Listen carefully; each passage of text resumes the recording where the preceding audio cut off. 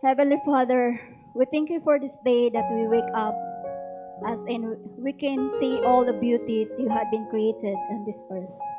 Thank you for the past week that you guide us with your divine protection, the strength and power. Lord, today here we are in your house to give you praise, worship and lift you up, and say thank you for everything in hear your words. Lord, I ask your presence in the Holy Spirit lead us, and I rebuke the work of the enemy in Jesus' name.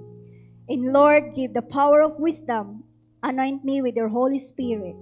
Hide me at your back, and you are the one speaking to them. And this message will be a seed that can rooted in our hearts, in our life. Thank you, Lord. In Jesus' name, amen. So, most of us know the month of love, right? But March, every day is love. But for me, is every day is a Valentine. Because every day we wake up, we feel the love of our husband, our wife, and our kids. Or sino tiyan nga marik na nati ayatik asawa na ta. Kung sino man hindi nakaramdam ng pagmamahal ng asawa, ano, bala tayo nararamdaman natin yan pagkagising natin. Good morning, mahal. Diba? Yeah. Ay, depende ba? Oh, kasi may mga mag-asawa na nagtatrabaho sa gabi, may yung husband mo nagtatrabaho sa araw kayo. Minsan hindi kayo magkita, but just in a weekend. But most every day we can feel the love of God, right? Amen.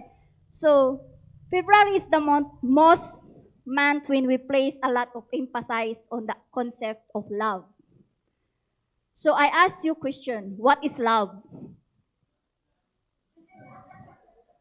What is love for you? Ask yourself. Or ask your husband in your partner or your boyfriend or your girlfriend. Yes? So, during in my high school life, there's one of my classmates had a diary or a notebook. And it's like a Islam notebook. Yeah. And you write your name, nickname, hobbies, skills, and define love. Who is your first love? And then define your love. Who's your first love, right? So, I signed that one and it said, what is your motto in life? And a motto in your life as love. And I said, love is like a ball can be dribble. That you can make you trouble, right? Yes, because love, pag na-in love ka, di ba, at masaktan ka, maging, pag crush mo yun, at siya po inagaw ng iba, di ba, gagawa ka ng ano? Di ba, naramdaman yung pag yung teenager kayo, di ba? Mga, young people. Naramdaman mo na yon? Crush na crush mo, iba yung crush niya. In love ka, gawin mo ang lahat para mapansin ka, pero hindi ka pinapansin. Naramdaman niyo doon? Pero sa high school ko, wala akong boyfriend. Maraming nagka-crush, pero wala akong crush. Yung parang, talagang may nagsulat sa akin na nagbigay sa akin kasi concentrate ko is an athlete, yung games. Kaya doon ako nag-concentrate. May nagbigay ng sulat sa akin, nagtakip sa notebook ko, pero binawala ko. Dahil concentrate ako sa laro ko, yung I concentrating on my games.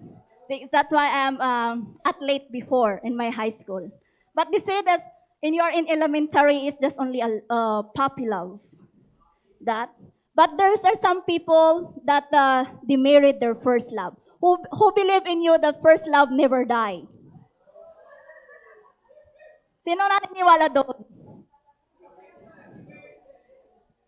First love never die. Ganon, di ba? Kaya, wala yon kasi noon yan. Pero hindi ko alam kung mga young people ngayon. How about you young people? Naniwala kayo ba sa first love niyo? Yan ang mapapangasawa niyo? Ay, iniwanan ka niya, pasensya, baka hindi ka niya mahal eh. Pero, in this message is because you feel the love of God, that He really loves you. So, how do you measure love? Nami-measure niyo ba yung pagmamahal ng asawa niyo sa inyo? Mga lalaki, how can you measure the love of your wife? Wife, how can you measure the love of your husband to you? How much? Sometimes, na-ask ko kay Jeffrey, how many % do you love me? And she asked me, Dayta ka manen, kung na. So, we can say for some of us, love measured in time. How many days, months of years you have been in love with someone, or how many years you've been together. Or ano, kung kahit na in love ka ng how many months kung ipinalit ka. How many years kayo nagsama, nag-boyfriend, girlfriend, kung hindi kayo nagkatuluyan. But God, I know that God is at a purpose. There's a reason why. Saya nga sa mga nagbo-boyfriend ngayon, mga nakikita mo sa Facebook na, nagpo-post na, happy monthsary, my love. Di ba yun? Lahat sa mga teenagers or mga nagbo-boyfriend and girlfriend. It's 11 monthsary, my love. Ganon, di ba? So, but, sinasabi natin ba sa Panginoon yan? So, kaya ganon din sa ano natanda, we can measure for that. And then, perhaps love can measure in things, right? The number of gifts or size on the diamond is how you measure love. Yung things na binibigay mo, yung mga regalo, or what, or gaano mo kamahal yan. Gawin mo ang lahat para paramdam mo ang pagmamahal mo. How you can give whatever you want as long as they feel your love for them. But we can learn in this message today how that we are loved beyond measure from God. So, my message today is found in Ephesians chapter 3, verse 14 to 21, but we can focus in verse 17 to 19. So, my title is You Are Loved Beyond Measure. So, we can read that one in verse 17 to 19.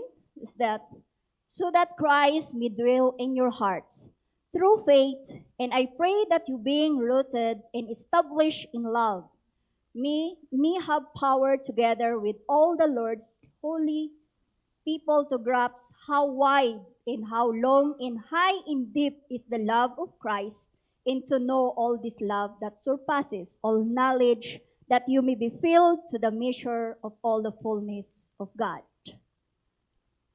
Kaya, the message is really been like happening to me, how I feel the love of God to me. Hopefully that you can feel naramdaman nyo din po ang lubusang pagmamahal ng Panginoon sa inyo. So, is this, to love is to care, and to love deeply is to care deeply. Diba? Ayatom kan aywanam. Kan kunada day ngay Lucano day, to love is to care. Yung alagaan mo. And then God love is so amazing. He demonstrates His love forgiving our sins. To know the love of Christ that surpasses knowledge, that you may be filled to the measure of all the fullness of God. God love is the perfect demonstration and example of true love, is unmeasurable and boundless. So do you measure how your partner loves you, or ask him or her how many percent she loves you? Saya sabi ko kanina, tinatanong ko si Jeffrey kung how many percent niya ako mahal. And then, in this passage, as you notice in the cross, right? There are 4 corners or dimension. So we can learn about in this passage, in this message today, that the 4 dimension of God's love. So as they said, that the east, in the west, in the south, in the north. And so in number 1 is God's love is wide, the width. Diba? The cross has been like that one, as you imagine it. God's love is so wide, it encompasses all sinners. No one can lift out from God's love. The Bible doesn't say that God so loves some. Diba? Hindi sinasabi ng Bible na ang Diyos lang ay nagmamahal ng kahit ano, but He loved us, everyone. But that He loved the world, and He desires for everyone to come to repentance. There are no limits who is included in the wideness of God's love, right? So if we feel the love of God, she's calling us to repent our sin. Most of us know John 3:16, right? You memorize this verse? Who among you did not memorize this verse? Maybe just only this verse you memorize. So I know that you memorize this one, and then if you memorize, and you see this one, you can realize how wide His love for us. You can see how wide a river, right? As by noticing how much it covers over, di ba, nakita natin yung how wide is the river. Hindi natin ma-measure yan kung gaano ang width niya or ka-wide niya. So God is a river of love. It's wide that it covers over our sins and over every circumstances of our life. Di ba? Ginawa niya na ang lahat sa John 3:16 nga. Binigay na yung anak niya dahil sa pagmamahal niya sa atin ng lubusan. Kahit ano pang pinagdadaan natin, He covers us. God is to love the world. Not just only one of us, but in the world. All over the world. And number 2, for the dimension for the God's love is, God love is long, or the length of that. When we think of God's love being long, we think about how long it lasts or endures. Nami-measure ba yung how long your patience to your mga husbands? How long your patience to your wife? Not so long. Ano sang yun niya, oray na bunga kami. Tapos dahil ni Jeffrey, kahit na ano ako, umalis siya. That's how long was patience for him to me. Yeah, kasi kung minsan, di ba, kung naano ako, sabi ko ginawa na hindi nagawa, nagdadadak ako, aalis na lang siya. How is long patience for me? So I thanks the Lord for that. That He gave me a man who really have the patience for me. Amen. In Psalms 117 verse 1 to 2 is, praise the Lord, all you nations. Extol Him, all you peoples. For great is His love toward us, in the faithfulness of the Lord endures forever. Amen. So, God's love is enduring, persistent, and never-ending, encompassing all of eternity and extending to everyone regardless of their action or worthiness. And God's love is not fleeting, that is not only temporary if we can see their God's love is not fleeting or temporary. It transcends time and continue forever. But sometimes man's love is temporary. Because if you can see, most of the man can change their wife. No, kung nakita na nga nalosyang. There's no more, they are not beautiful, they are not sexy, and they can find another woman. But hopefully we are Christians, right? Husband, you are Christians, right? So you just love your wife as you love yourself. And then I said that men can love twice than a woman. Diba? Pwede silang magmahal ilang babae. But I know that the Christian men are not doing like that. They can just only love their wife. And then,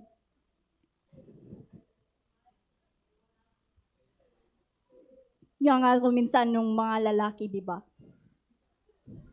Karamihan nga. But I know you cannot do this one to your wife because you are submit yourself to God. And then you said that in the Bible that husband, love your wife. And wife, submit yourself to your husband. And then said that, but you can ask yourself for that. You are the one to answer that one. And then said, when considering the length of God's love, ask yourself, when did the loves of God starts towards me? Naalala ba kung when it start God loves you? In Jeremiah chapter 31 verse 3 that, the Lord appeared to us in the past, saying, I have loved you with an everlasting love. I have drawn you with unfailing kindness. Everlasting love. Ganun ba kayo mga lalaki? Sorry po.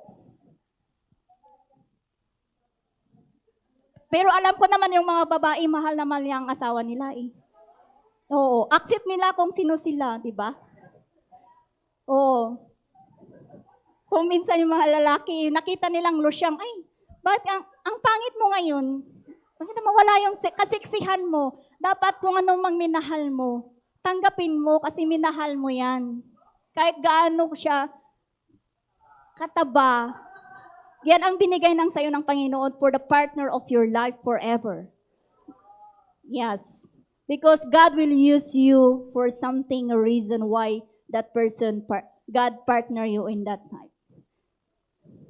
And I know I said that before we meet with Jeffrey, he said, Jeffrey, I know Dwight this one because he testified to Dwight in his group that when he prayed that he asked from the Lord that, Lord, give me a woman who knows God.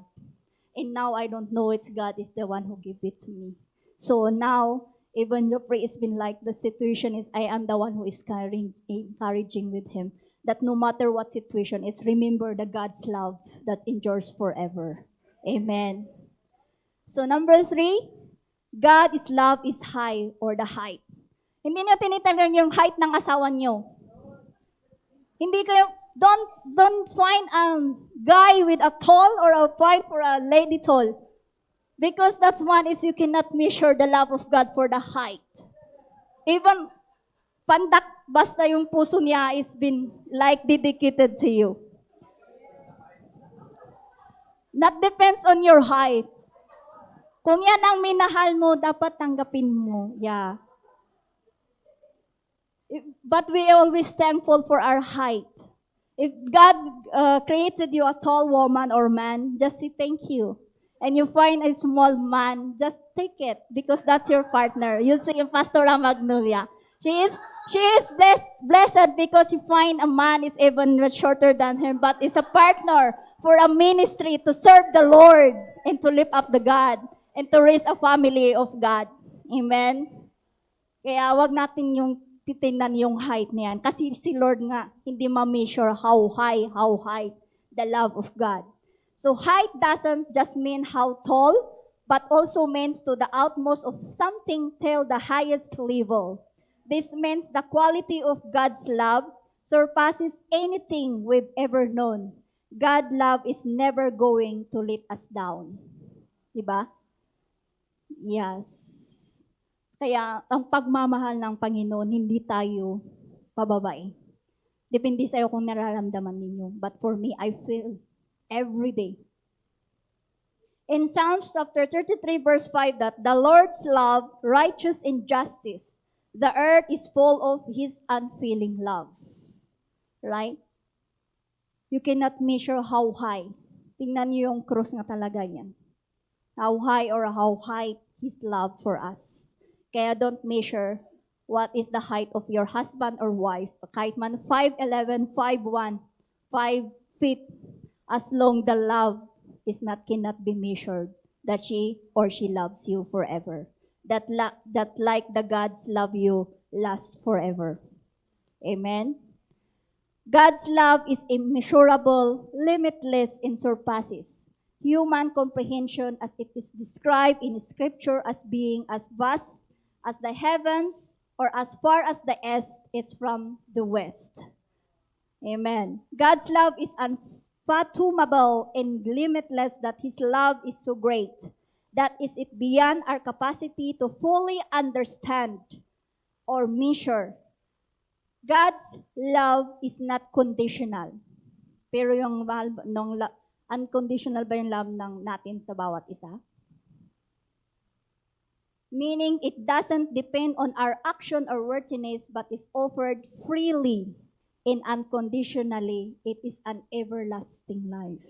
Yung pagmamahal ng Panginoon is free. Hindi walang bayad po. Kaya it's been like not measurable how the love for us. It's that God's love is a gift that can fill our hearts with peace, hope, and joy. Is your husband and wife gift from you? Do you feel peace, joy, and happy to your husband or wife? Hopefully. No matter what is the height of your partner, as long their love is true. Amen? God love is a powerful force that can change us and lift us out of difficult circumstances.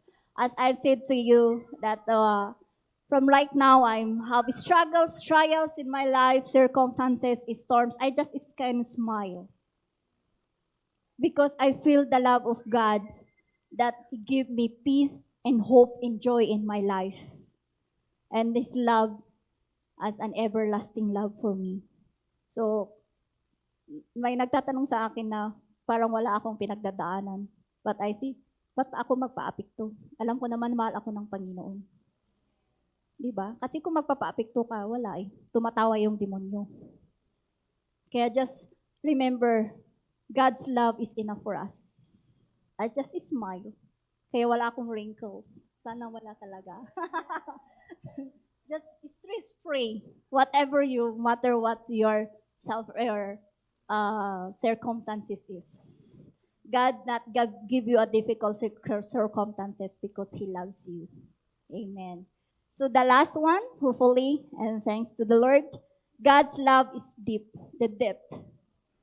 How you love your wife as deep as the ocean. God's love is demonstrated by His willingness to send His Son, Jesus, to die on the cross for our sin. Diba? Nakita naman na God, Jesus Christ sacrificed for everything for us, to forgive and to go back to Him. And Micah chapter 7 verse 9, that because I have sinned against Him, I will bear the Lord's wrath until He pleads my case and upholds my cause. He will bring me out into the light. I will see His righteousness. And 1 John chapter 1 verse 9, I hope that you memorize also this one. If we confess our sin, He is faithful and just and will forgive us our sins and purify us from all unrighteousness. So brothers and sisters, tayo makasalanan, but if we ask forgiveness from the Lord, He forgive us. Yes. We are not perfect. We are unfaithful. We are unfaithful, but God is faithful to us. Amen. So God love is profound, encompassing, in unconditional, reaching beyond human comprehension, and is extending to all humanity, even in their deepest struggles and shortcomings. Kaya nga, my testimonies in my life is the love of God for me. Na I can feel it right now, all the situations I have. In Philippians chapter 2 verses, in being found in appearance as a man, He humbled Himself by becoming obedient to death, even death on the cross.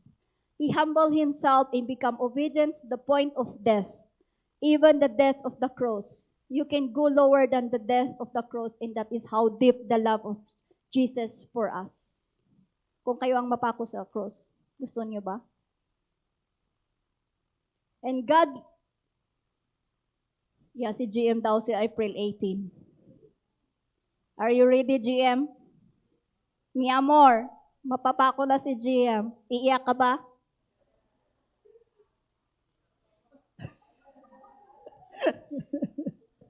Yan natin makikita kung masusukat ako, mahal ka ni amor.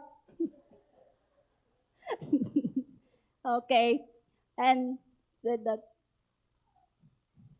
God's love is not based on merit or performance, but on His own nature and character.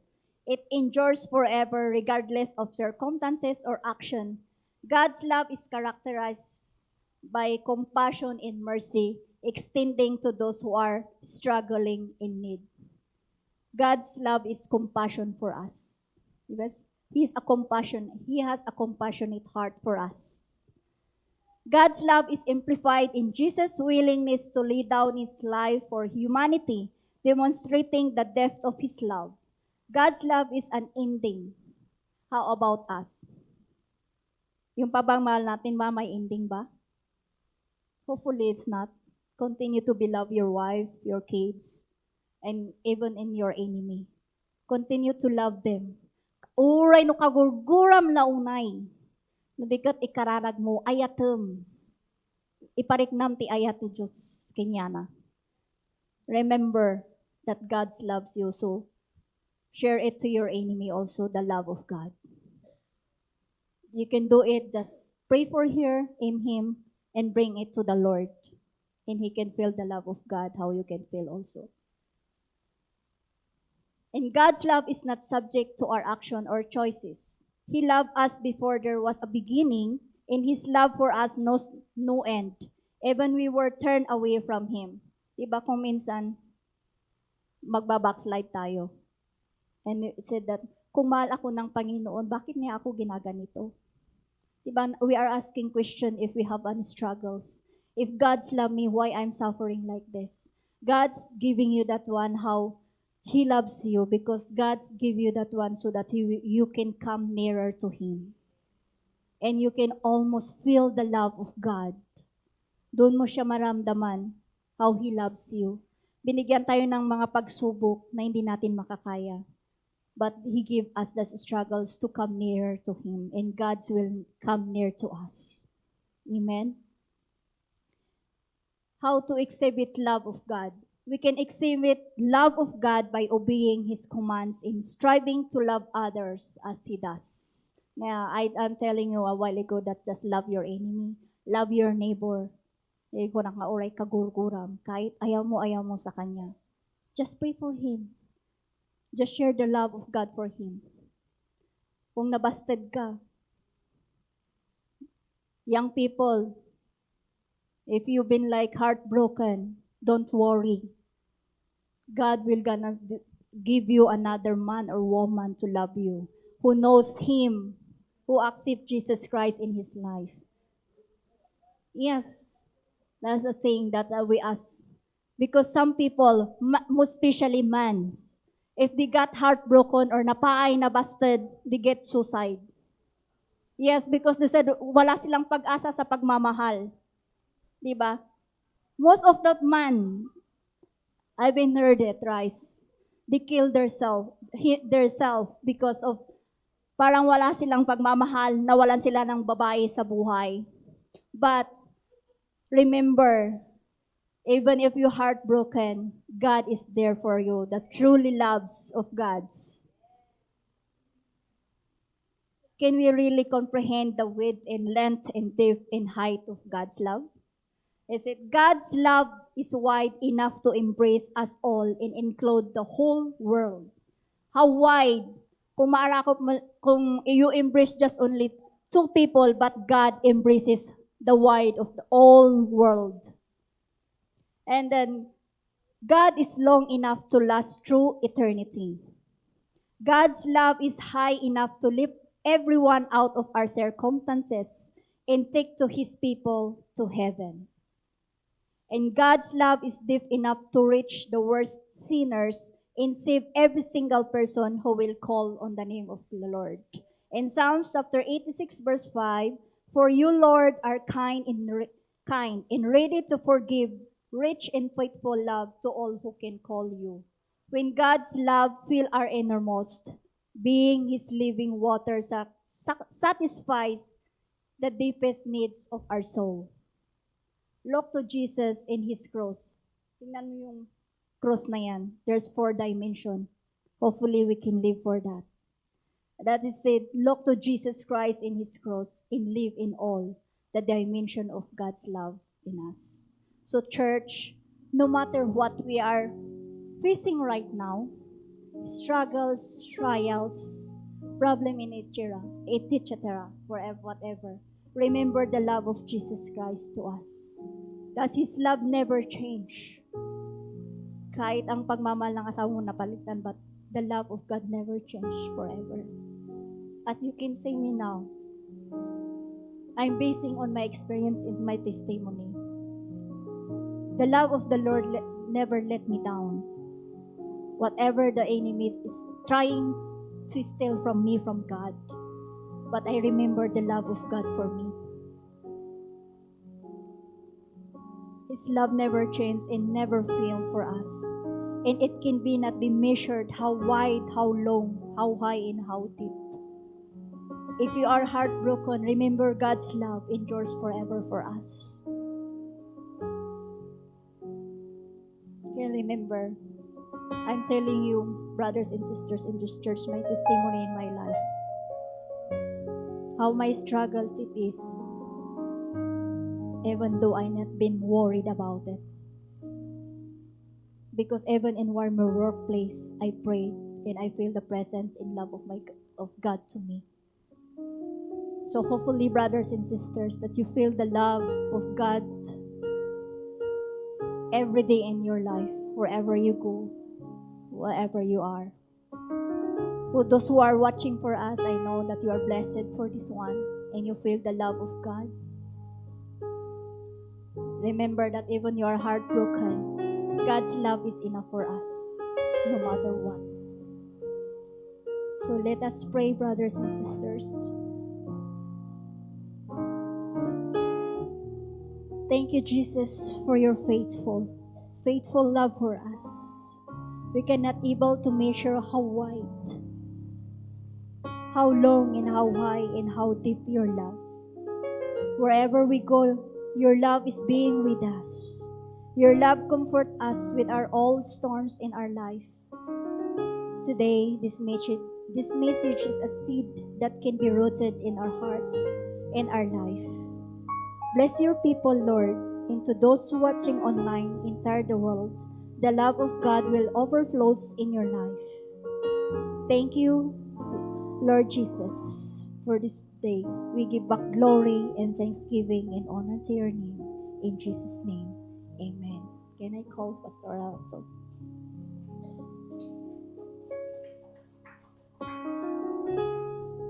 Amen. Praise the Lord. Are you blessed with the message today? You know, I'm so blessed. Pastor Tonette, thank you so much for sharing that beautiful message. Before we end our service, I just want to reiterate something to you today. You always hear Pastor Tonette saying, I hope that you see the testimony of my life. And I hope, Pastor Tonette, it's okay, you won't mind if I say some details to some of the members of our church who don't really know the story of Pastor Tonette. Pastor Tonette has been in Canada for over 10 years. I don't know how exactly it is. But until now, she has no paper. She has no immigration status. Bakit? I don't know. It's in the process. Until now, wala pang definite response. But do you see Pastor Tonette being stressed out? She's wrinkle-free. She's always smiling. And so with Brother Jeffrey, the husband. Same. Brother Jeffrey has been in the hospital, for those of you who don't know, isolated for over a week now. He has been diagnosed with TB. And Pastor Tonette has to go to the clinic at 1 o'clock because she had a test and today is her reading. And so she has to leave early today.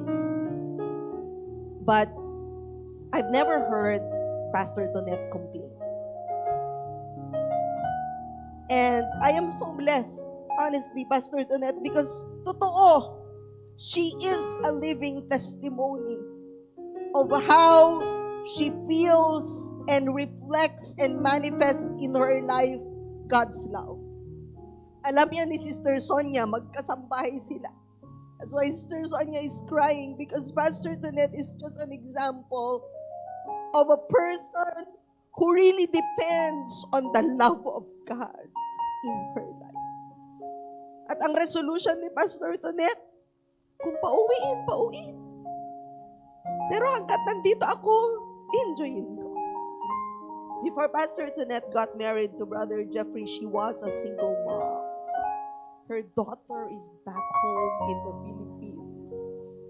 Ilang taon na siya? 19. Imagine, iniwan niya, 8 years old, 9 years old pa lang ang bata, ngayon dalaga na. And you know, the cries of a mother's heart, makapiling lang ang anak. Pero hanggang ngayon, they're far apart. But my testimony sa buhay ni Pastor Tonette, I've never seen her complain. She's always that smile. smile in her heart that radiates in her face. Because indeed, feel na feel niya ang pagmamahal ng Panginoon. You know, guys, Sister Iya, if you could flash again the main text, imarka natin yan sa puso natin ngayong araw na to, Ephesians chapter 3, verses 17 to 19. Napakayaman ng mga bersikulong ito. Because this is the prayer of Apostle Paul to the church of Ephesus. So that Christ may dwell in your hearts through faith. And I pray, he said. Paul prays. Ang prayer niya sa church ng Ephesus, I pray that you, being rooted and established in love, na maging malalim tayo at maging firm at established tayo sa pag-ibig ng Diyos. That we will have the power, together with all of the Lord's holy people. You know, we sang earlier, the power of God's love, the power of your love. How many of you believe in the power of love? The Bible says, perfect love casts away all fear. Lahat ng kinakatakutan natin, alam nyo kung ano ang panglaban doon? Love. And if we will be able to be rooted and established in love, we will have the power together with God's holy people. Kasi tayo lang na mga magkaka-church na pamilya ng Diyos ang makakaintindi. Tunay na magkakaroon ng understanding of God's love. That we may be able to grasp and understand how wide is God's love. Is it just this wide? This wide. This wide. No, He stretched His arms wide on the cross. And it is not a selective love. It is not only for the chosen people. In-emphasize ni Pastor Tonette, God's love is so wide that it encompasses everybody. Kasakop the whole world. God so loved the world. Not just a chosen people. It included you and me and everyone else. May we understand how wide His love is. And what else? How long? Do you understand and grasp how long God's love is? It talks about time, that even before we were born, even before He created the world, He already thought of us. And His love endures forever. That is how long. Walang hangganan ang pag-ibig ng Diyos sa atin. And what's the third dimension? Do we understand? Not only how wide, how long, but also the height. When we talk about height, how high, talks about the quality of His love. It surpasses all. It's beyond our capacity to fully understand. No one can understand the height of His love. No one can comprehend how high His love is for us. And then number fourth dimension is how deep. Anong tinutukoy nung depth? Gaano man kalalim ang ating mga struggles, ang ating mga pinagdadaanan, He can go to the deepest part of our struggles and troubles. Walang malalim na problema o madilim na balon na hindi kayang abutin ng pag-ibig ng Diyos. And I hope today, before we go home, we will be enveloped and wrapped and be overwhelmed by that love that comes from God. Amen. Hallelujah. Praise the Lord. Sometimes we may think we are not deserving of God's love. But as we always sing, Lord, my sin is great, but your love is greater.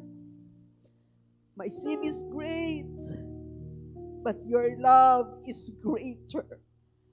Walang sitwasyon ang tao na makakapagtaboy sa pag-ibig ng Diyos sa atin. And you know, man's love is limited. So you might not feel the love that you expect from the people around you. To be your spouse, maybe you don't feel that love that you are expecting. Or maybe from your children, why is their love so far away from me? You see, we cannot really expect man's love to be perfect. But thank God that His love for us is perfect. Whatever crevices, loopholes, gaps in our lives, the only love of God will fill all the emptiness and spaces in our soul.